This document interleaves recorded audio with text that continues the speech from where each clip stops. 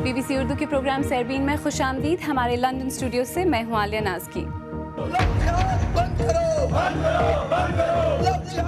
India में मुबैना love जिहाद के खिलाफ हिंदू कट्टर तंजीमों ने मुसलमानों और हिंदुओं के दरमियान शादियों के खिलाफ मुहिम चला रखी है, लेकिन जिन्होंने शादी की वो क्या समझते हैं? आम समाज को कोई इससे फर्क नहीं पड़ता है। वो ये चाहते हैं कि शांति रहे और ये बड़ा पर्सनल और ज़ाती मामला है।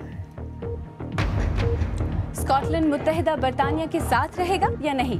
तारीखी रेफरेंडम में कुछ घंटे बाकी, हाँ और ना मुहिम आखिरी मराहिल में। ऐसे में मुस्लिम वोट कितना अहम होगा?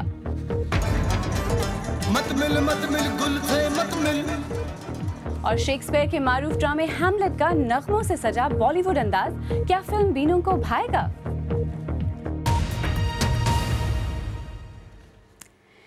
इंडिया की रियासत उत्तर प्रदेश में दाएं बाजू के हिंदू ग्रुप्स इल्ज़ाम लगाते हैं कि मुसलमान मोहब्बत, पैसे और दीगर तरीक़ों से हिंदू लड़कियों को इस्लाम के दायरे में ला रहे हैं।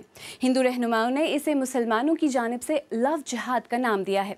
हुक्मरान जमात BJP के रहनुमाओं ने हाल ही में होने वाले ज़िमनी इंतखाबात में मुबैना लव जिहाद को इंतखाबी मुहिम का हिस्सा बनाया, लेकिन उन्हें उत्तर प्रदेश में 11 में से 8 सीटों पर शिकस्त हुई। BBC हिंदी के सलमान रावी ने उत्तर प्रदेश जाकर लव जिहाद मुखालिफ मुहिम के बारे में जानने की कोशिश की। मगरिबी उत्तर प्रदेश के सहारनपुर में एक हिंदू नवाज तंजीम के इज्तिमा में लव जिहाद के खिलाफ नारे लगाए जा रहे हैं। लव जिहाद बंद करो, बंद करो, बंद करो। लव जिहाद मुर्दाबाद, मुर्दाबाद। इन दिनों मगरिबी उत्तर प्रदेश में लव जिहाद को लेकर खासी सरगर्मी है और हिंदू तंजीमें इल्ज़ाम लगा रही हैं कि शादी के नाम पर हिंदू लड़कियों को मुसलमान बनाया जा रहा है। ये मामला मेरठ से शुरू हुआ, जहां मदरसे में पढ़ाने वाली एक लड़की ने इल्ज़ाम लगाया कि उसे अपना मजहब बदलने के लिए मजबूर किया गया। इसका धर्म परिवर्तन करा दिया, नौकरी का लालच दिया इसको। इस चक्कर में इन्होंने इसको पहले बहला फुसला और बाद में इसको बेचने तक की तैयारी कर दी और अपने धर्म का पाठ भी पढ़ाते रहे कि इस्लाम धर्म कबूल कर लो, हिंदू धर्म में कुछ नहीं रखा है, इसे कबूल करोगे बहुत पैसा मिलेगा, सीधा जन्नत को जाओगी। मगरिबी उत्तर प्रदेश में हिंदू तंजीमों ने लव जिहाद के खिलाफ गोल बंद होना शुरू कर दिया है। लव जिहाद का सीधा सीधा मतलब है कि किस तरीके से हम दूसरे की जनसंख्या कम कर सकें, दूसरे से मतलब हिंदू होगी, और किस तरीके से अपनी मुसलमान जनसंख्या बढ़ा सकें, ये लव जिहाद है। मेरठ के वाक़ये के बाद मगरिबी उत्तर प्रदेश में सियासी माहौल गरमाया हुआ है। हालांकि उत्तर प्रदेश मदरसा बोर्ड ने इन इल्ज़ामों को सिरे से खारिज किया है।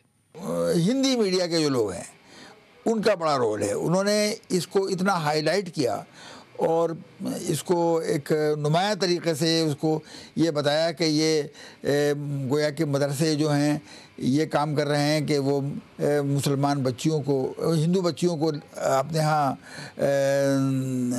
दाखिल करते हैं और उसके बाद उनका मज़हब तब्दील कराते हैं। तो अगर ऐसा होता तो मेरे ख्याल में सैकड़ों जहाँ जो बच्चियाँ पढ़ती हैं वहाँ उनकी मज़हब की तब्दीली हो चुकी होती। तो ऐसा नहीं हुआ है। ऐसा जानकारों को लगता है कि एक आध मामला सही भी हो सकता है, मगर इसका मतलब ये नहीं है कि अपने मजहब के बाहर शादी करने वालों को लव जिहाद और प्रेम युद्ध की नज़र से ही देखा जाए। जैसा कि आप देख सकते हैं कि ये लड़कियों का एक समूह है जिन्हें एक्सपर्ट ट्रेनिंग दे रहे हैं मार्शल आर्ट्स में, ताकि सड़कों पर खुद को बचा सके और लव जिहाद से मुकाबला कर सके। Salman Ravi, BBC news, Saharanpur.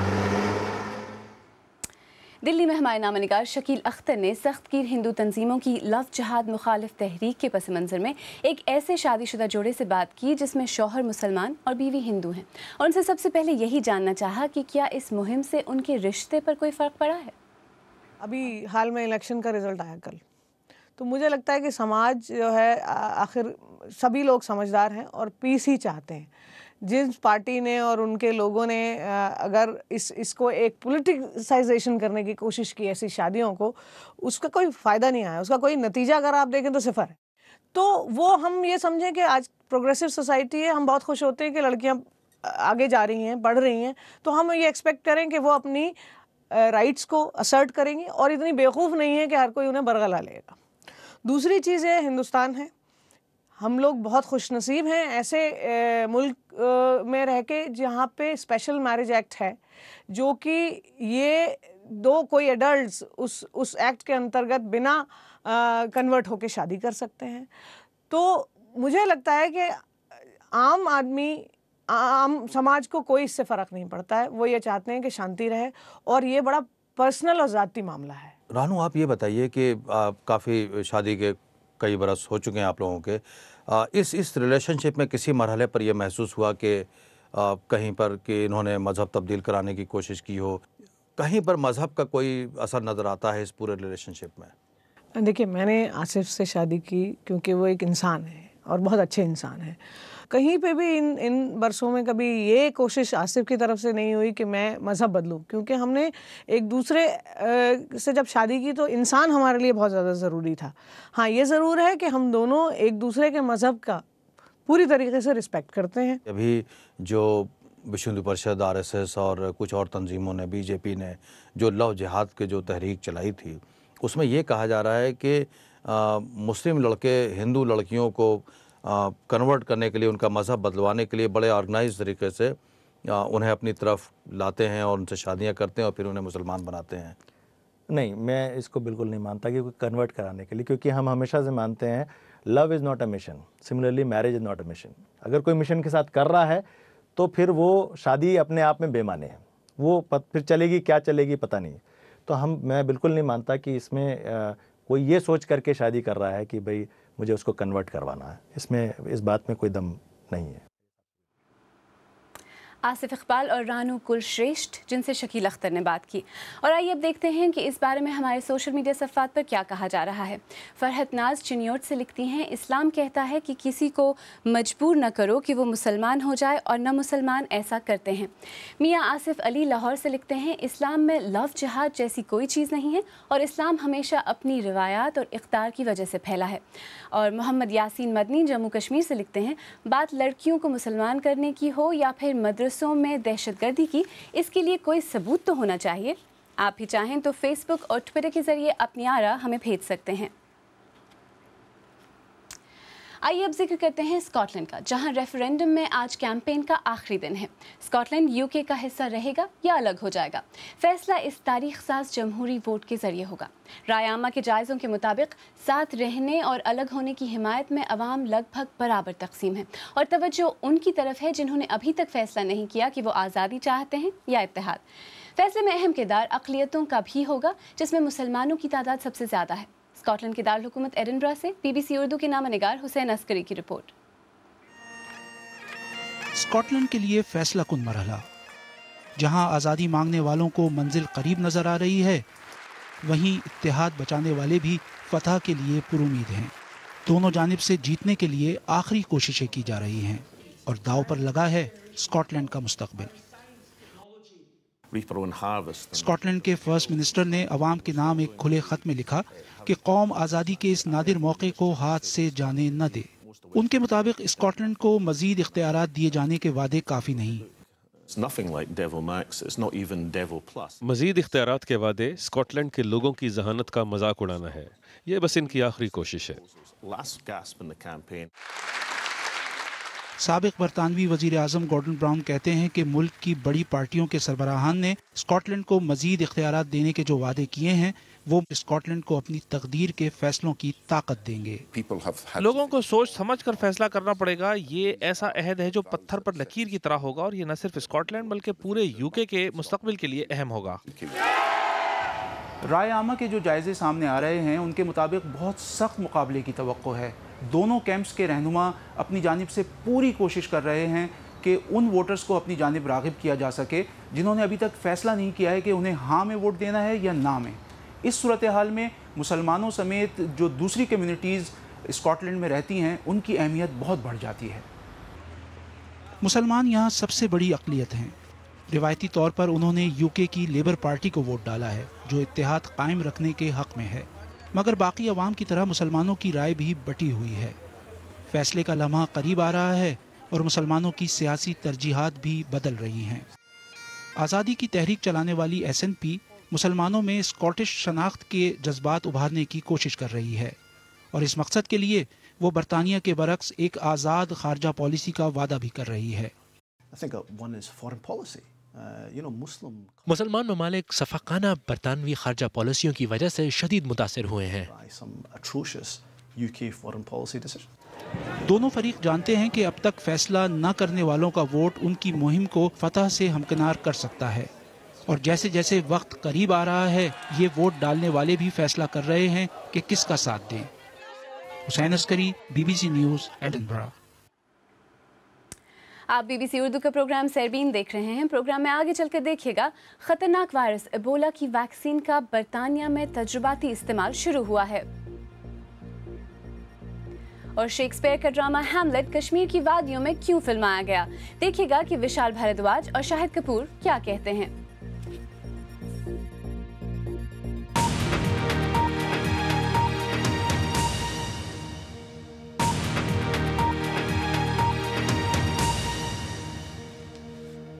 BBC Urdu के प्रोग्राम सरबीन में एक बार फिर खुशामदीद। मैं हूं आलिया नाज़की। अमरीकी सदर बाराक ओबामा ने मगरबी अफ्रीका में सैकड़ों इंसानों को हलाक करने वाले वायरस एबोला को आलमी सलामती के लिए ख़तरा करार दिया है। उन्होंने इस वबा पर काबू पाने के लिए 3000 अमरीकी फ़ौजी इमदाद के लिए खित्ते में भेजने का ऐलान भी किया है। इसी दौरान बरतानिया में एक नई तजुर्बाती वैक्सीन तैयार हो रही है जो इस वायरस के इलाज में पहली उम्मीद की किरण साबित हो सकती है। ज़ियाद ज़फ़र की रिपोर्ट। मौत के इन जरासीम ने मगरबी अफ्रीका को अपनी लपेट में लिया हुआ है। लाइबेरिया जैसे ममालिक एबोला के लाइलाज मर्ज के सामने बेबस नजर आते हैं। सूरत हाल मजीद कितनी बिगड़ सकती है, सेहत के आलमी माहिरीन अब मान रहे हैं कि शायद उनको भी इस बात का अंदाजा नहीं। 2500 से ज्यादा जानें ज़ाया हो गई हैं। जब 2 हफ्ते पहले हम यहाँ मिले थे तो हलाकतें इससे आधी थी। आमतौर पे ऐसे खौफनाक मर्ज के लिए मुअस्सर वैक्सीन तलाश करने में कई बरस लग सकते हैं, लेकिन हालात इतने कशीदा हो गए हैं कि ऑक्सफोर्ड के इस लैब में रिसर्चर्स एक तजर्बाती वैक्सीन तैयार करने के लिए रात दिन एक कर रहे हैं। अगर इसके असरात मुस्बत हुए तो चंद माह में इस वैक्सीन के टीके मुतासिरा इलाकों में काम करने वाले डॉक्टर्स और सेहत के माहिरीन को दिए जाएंगे। साइंसदान इस वैक्सीन से 2 तवक्कुआत कर रहे हैं। एक कि इसके जिस्म के मुदफ़ियती निज़ाम पर असरात अच्छे होंगे, और दूसरा कि इसके मनफी असरात या साइड इफ़ेक्ट्स खासी हद तक महदूद होंगे। गुज़िश्ता रात एक तकरीर में सदर ओबामा ने कहा कि अगर एबोला को फौरी तौर पे ना रोका गया तो इससे हलाकतें हज़ारों में नहीं बल्कि लाखों में हो सकती हैं। फ़िलहाल जदीद दौर के इस नाकाबिले मिसाल मर्ज से हिफाजत की उम्मीदें ऑक्सफोर्ड के इस लैब से सहारा तलब हैं। Ziyad Zafar, BBC news. Islamabad police ने दारुल हुकूमत में जारी धरने में शरीक 2 अफराद की हलाकत पर वज़ीर आज़म नवाज शरीफ, वज़ीर आला पंजाब शहबाज शरीफ और वफाकी वज़ीर दाखिला चौधरी निसार अली खान समेत 3 वफाकी वज़रा के खिलाफ कत्ल और इक़दाम कत्ल का मुकदमा दर्ज कर लिया है। ये मुकदमा डिस्ट्रिक्ट एंड सेशन जज के हुक्म पर दर्ज किया गया। चीन के सदर शी जिनपिंग अपनी अहलिया के साथ इंडिया के दौरे पर रियासत गुजरात पहुंच गए हैं। 3 रोज़ा दौरे में दोनों ममालिक के दरमियान तिजारत के फ़रोग़ और सरहद के देरीना तनाज़े के हल पर बातचीत मुतवक्के है। नरेंद्र मोदी चीन से ताल्लुकात इस्तिवार करने के ख्वाहिशमंद हैं। बांग्लादेश की सुप्रीम कोर्ट ने जमात इस्लामी के रहनुमा दिलावर हुसैन सईदी की सज़ा में कमी करते हुए सज़ाए मौत को उम्र कैद की सज़ा में तब्दील कर दिया है। बांग्लादेश में जंगी जराइम के एक ट्राइब्यूनल ने उन्हें सन 1971 में बांग्लादेश की आज़ादी की जंग के दौरान नस्लकुशी, कत्ल और रेप के जराइम का कसूरवार ठहराया था। और आइए अब देखते हैं कि इस वक्त हमारी वेबसाइट bbcurdu.com पर कौन सी खबरें मकबूल हैं। वज़ीर आज़म, वज़ीर आला पंजाब और वज़ीर दाखिला के खिलाफ कत्ल के मुकदमे पर लगी खबर आप बहुत पढ़ रहे हैं। इसके अलावा श्रीनगर से नामा निगार रियाज मसरूर का कॉलम जब पानी हमारा ताक़ुब कर रहा था बहुत पढ़ा जा रहा है। और आइए अब बात करते हैं शेक्सपियर की, जिन्होंने वैसे तो अपना अदब 16वीं सदी में तख्लीक किया था, लेकिन दुनिया भर के फिल्मसाजों में उनका काम आज भी मकबूल है। इस माह इंडिया में रिलीज़ होने वाली फिल्म हैदर भी शेक्सपियर के ड्रामे हैमलेट से माखूज़ है। फिल्म के डायरेक्टर विशाल भारद्वाज की शेक्सपियर के ड्रामों से माखूज़ ये तीसरी फिल्म है। इससे पहले उन्होंने मैकबेथ और ओथेलो ड्रामों पर मबनी मकबूल और ओमकारा फिल्में बनाई हैं। कश्मीर के पस मंज़र में बनाई गई हैदर को इंडियन अंदाज में फिल्माया गया है। BBC एशियन नेटवर्क की शबनम महमूद की रिपोर्ट पेश कर रही हैं ऐमन ख्वाजा। विशाल भारद्वाज की इस फिल्म में शेक्सपियर के रज़मिया ड्रामे हैमलेट को बॉलीवुड का रंग दिया गया है। फिल्म साज ने इस कहानी को बहुत दुरुस्त अंदाज से अपनाया है और वो इंडियन सिनेमा की जीनत बनने के लिए भी तैयार है। ये खानदानी इंतकाम की कहानी है। इंतकाम एक ऐसा जज्बा है जिसे हर कोई समझ सकता है। ख़ानदान का मौजू भी बैनुल अक़वामी सतह पर मकबूल है, ख़ास तौर पर जब आप हैमलेट का अपनी माँ और अपने बाप के साथ ताल्लुक़ देखेंगे। फिल्म में हैदर का मरकजी किरदार शाहिद कपूर ने अदा किया है। ये एक ऐसे नौजवान की कहानी है जो जंग से जब वापस आता है तो उसका बाप मर चुका होता है। ये सब देखकर हैदर अपने वालिद की मौत का बदला लेने के लिए खड़ा होता है। हैमलेट का किरदार एक दीवाने इंसान का है। आपने इस किरदार को कैसे निभाया है? क्या इसके लिए आपको बहुत तहकीक करनी पड़ी? Madman part came pretty naturally. I did research for a lot of other things. मेरे ख्याल से दीवानेपन का किरदार मेरे लिए कुदरती था और मुझे दूसरी चीज़ों के लिए तहकीक करना पड़ी। जब विशाल भारद्वाज ने मुझे फिल्म का स्क्रिप्ट दिखाया तो मुझे तभी अंदाज़ा हो गया और मैंने अपने जहन में इस किरदार के बारे में सोचना शुरू कर दिया। हमने इस किरदार की बारीकियों के बारे में काफ़ी देर तक बात की और विशाल ने मुझे पहले ही कह दिया था कि मुझे इस किरदार को बहुत संजीदगी से लेना होगा क्योंकि इसमें बहुत मेहनत और वक्त दरकार होगा। मेरे लिए खुद को साबित करने का एक मौका था। जब झूठ बोले ना। हैमलेट की कहानी से आगाही रखने वाले ये जानते होंगे कि शेक्सपियर के इस ड्रामे में जिनसी तजाद शामिल है। इस चीज़ की बॉलीवुड के कल्चर में कैसे जगह बनती है? इस फिल्म में जिनसी तजाद को हमने इतना वाज़ेह नहीं किया। हमने उसे पर्दे में रखा है और उसका तर्जुमा किया है। हमने उसे इतना ही रखा है जितना हमारी तहजीब और सकाफत हमें इजाज़त देती है। हमारी कोशिश है कि इससे हमारी तहजीब और लोगों के जज्बात को नुकसान न पहुँचे। डायरेक्टर विशाल भारद्वाज की ये तीसरी फिल्म है जो शेक्सपियर के ड्रामे पर मबनी है। इनकी इससे पहले तख्लीक की हुई फिल्में मकबूल और ओमकारा शेक्सपियर के ड्रामे मकबेथ और ओथेलो पर मबनी थीं।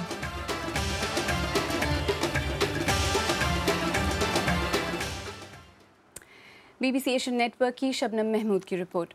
ये तो था आज का सैरबीन। कल के सैरबीन का बड़ा मौजू रहेगा स्कॉटलैंड में बरतानिया से आज़ादी के नाम पर होने वाला रेफरेंडम। देखिएगा कल शाम 7:30 बजे आज TV और bbcurdu.com पर। अगर आप चाहें तो मुझसे और हमारी टीम के दीगर साथियों से ट्विटर पर भी रब्ता कर सकते हैं। मेरा ट्विटर हैंडल है @आलियानाज़की। इसके साथ ही सैरबीन इख्तिताम को पहुंचा। आलिया नाज़की को अब इजाज़त दीजिए, लेकिन प्रोग्राम में पेश होने वाले मौज़ूआत पर अगर आप अपने ख्यालात का इजहार करना चाहें तो फेसबुक और ट्विटर पर हमारे सफ़े हाजिर हैं। कल का सैरबीन शफी नकी जामे पेश करेंगे। सैरबीन की टीम को इजाज़त दीजिए। शब बखैर।